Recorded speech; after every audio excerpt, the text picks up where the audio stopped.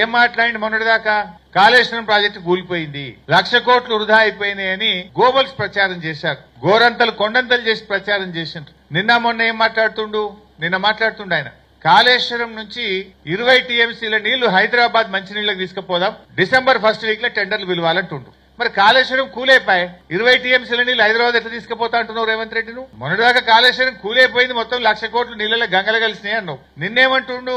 కాళేశ్వరంలో అంతర్భాగమైన మల్లన్న సాగర్ నుంచి కొండపోచమ్మ సాగర్ నుంచి 20 టీఎంసీల నీళ్లు హైదరాబాద్ మంచినీళ్లకు తీసుకుపోదాం, తొందరగా ఎస్టిమేట్లు ఫైనల్ చేయండి, వారం రోజుల లోపల టెండర్ పిలవాలంటుండు. వారం రోజులనే.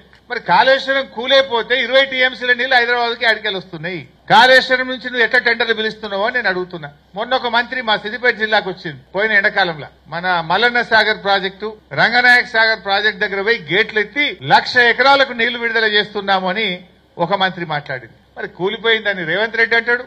ఒక మంత్రి గారు వచ్చేమో కాళేశ్వరంలో భాగంగా రంగనాయక సాగర్ మల్లన్న సాగర్ నుంచి ఈ వేసవి కాలంలో 2వ పంటకు 1,00,000 ఎకరాలకు నీళ్లు విడుదల చేస్తున్నా అని ఒక మంత్రి గారు చెప్పారు. వ్యవసాయ మంత్రి మొన్న ఢిల్లీకి పోయిండు. ఢిల్లీకి పోయి ఒక ఈ వ్యవసాయానికి సంబంధించినటువంటి సదస్సులో పాల్గొని గత 10 సంవత్సరాల్లో మా తెలంగాణ రాష్ట్రం అన్నపూర్ణగా ఎదిగింది, గత 10 ఏళ్లలో తెలంగాణలో ధాన్యం ఉత్పత్తులు బాగా పెరిగినాయని చెప్పిండు. వ్యవసాయ మంత్రి ఏమో 10 ఏళ్లలో తెలంగాణ అన్నపూర్ణ అయిందంటారు. ఇంకో మంత్రి ఏమో 1,00,000 ఎకరాలకు రంగనాయక సాగర్ మల్లన్న సాగర్కి నీళ్లు విడుదల చేస్తున్నా అని మల్లన్న సాగర్ గేట్లెత్తి రంగనాయక సాగర్ గేట్లెత్తి నీళ్లు విడుదల చేసి నీళ్లు ఇస్తున్నా అంటారు. ఇక రేవంత్ రెడ్డి ఏమో కాళేశ్వరంలో భాగంగా ఉన్న మల్లన్న సాగర్ కొండపోచమ్మ సాగర్ నుంచి 20 టీఎంసీలు హైదరాబాద్ కు మంచినీళ్లు తీసుకుపోతా అంటాడు. ఇదే రేవంత్ రెడ్డి ఇంకేమంటుండు? మూసి పారిశుద్ధ్యాన్ని పారదోలడం కోసం కాళేశ్వరం ప్రాజెక్టు నుంచి 5 టీఎంసీల నీళ్లు తీసుకుపోయి మూసీ నదిని మొత్తం కూడా శుభ్రం చేస్తాం, గోదావరి జలాలను తీసుకుపోయి మూసీలో ఇడిస్తా అంటాడు.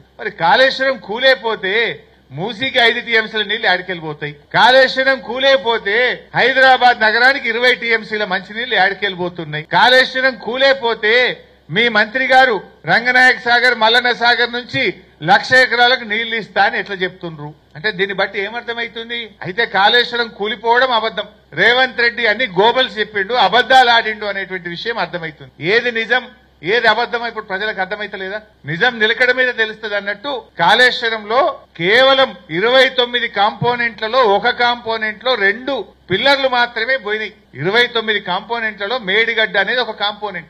ఆ మేడిగడ్డలో 156 పియర్స్ ఉంటే అందులో కేవలం 2 పియర్స్ మాత్రమే పోయినాయి. దానికి నువ్వు గోరంతలు కొండంతలు ప్రచారం చేసి గోబల్స్ ప్రచారం చేసినావు. ఇలా మల్లన్న సాగర్ ఇంటాక్ట్ ఉంది, రంగనాయక సాగర్ ఇంటాక్ట్ ఉంది. ఇప్పుడు యాసంగి పంటకు అన్నపూర్ణ నుంచి మిడ్ మానేర్ నుంచి ఇవన్నీ పారే నీళ్లు కాళేశ్వరంలో భాగం కాదా? రేపు యాసంగి పంటకు నీళ్లు ఇయ్యమా మనం? ఈ రకంగా అబద్దాలు మాట్లాడుతున్నారు.